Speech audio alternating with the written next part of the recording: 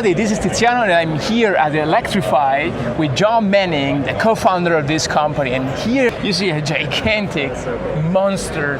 And this is not meant to fly any payload. This is meant for fun, actually. This is a quad that you can actually ride. Now, it's a personal flying machine. It's a personal flying machine. Yes. I don't know. I mean, you can do whatever you want. Personally, I'm not that guy that could ride it. John, why don't you tell us everything about this drone? How did you have an idea, the idea of it? It actually is not a drone because it's a manned vehicle. That's true. You know, everybody kind of likes to use the word drone, but certainly when you're sitting on it, that kind of changes the verbiage a bit. But what we have is a hybrid electric personal flying machine.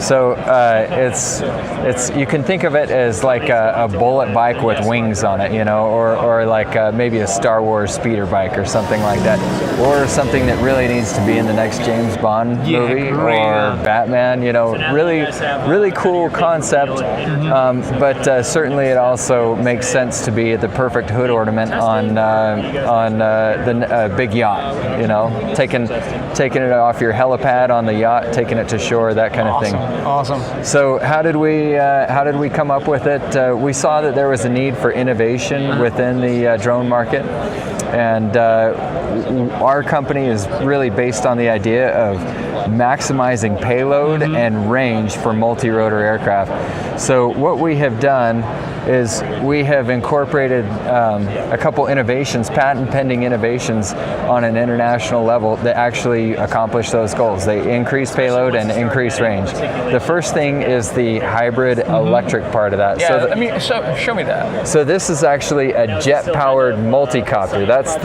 the hybrid part of it.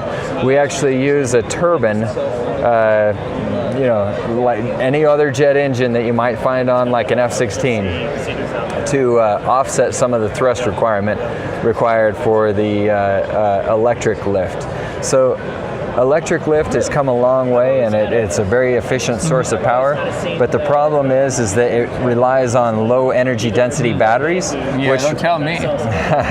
which we can replace with fuel by offsetting some of the lift with the turbine. So that's the hybrid electric part of that, and then the other element is the wing surfaces here. Oh yeah, look at that. So they have an optimal pitch, so that you have an optimal angle of attack. Yeah, that's interesting that you noted that, because basically what happens is, if you think of a traditional multi-rotor, I'm going to use this little card here as an example of a traditional multi-rotor. It basically hovers in a flap mode and then goes forward on an angle.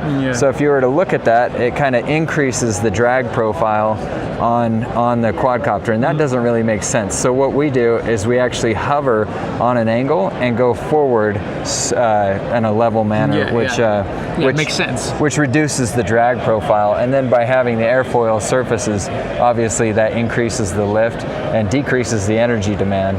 So if we back up and take kind of a look at that quadcopter, you can see the thin lines that you're seeing, and the drag profile is very low.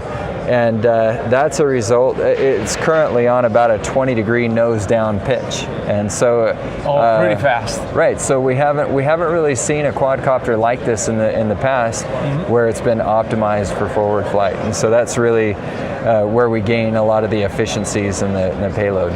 I like that idea of the jet turbine. That should be so noisy, and it should make the perfect sound for this awesome machine. Absolutely. I mean, it's not like a buzz, just a buzz of the electric motor, but this jet is just incredible. And here you see that you have an iPad. Yes. You control everything with the iPad. So this would be your OSD, your on-screen display here, and so you would be able to get all the information that you would be able to get on when you're flying an FPV style system. How do you steer this thing? How do you control it if you are to ride it? This is a functioning prototype, and so obviously there's a lot of things that are coming along, but the idea is that you'll be able to control it on board with the use of joysticks, or you'll be able to fly it remotely.